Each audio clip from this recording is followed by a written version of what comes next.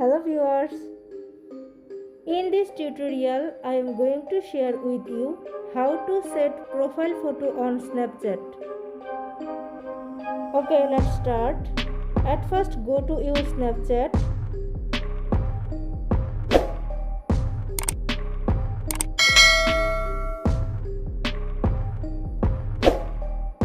Okay, click on your profile icon.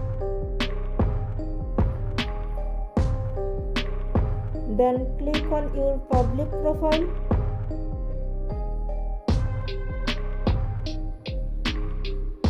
And now click on your pencil icon.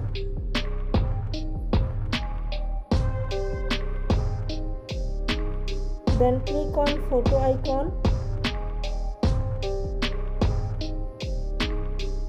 Then now select your photo.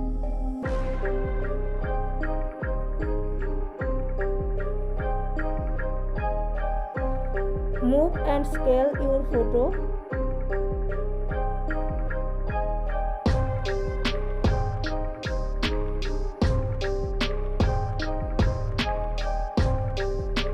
Then click on confirm.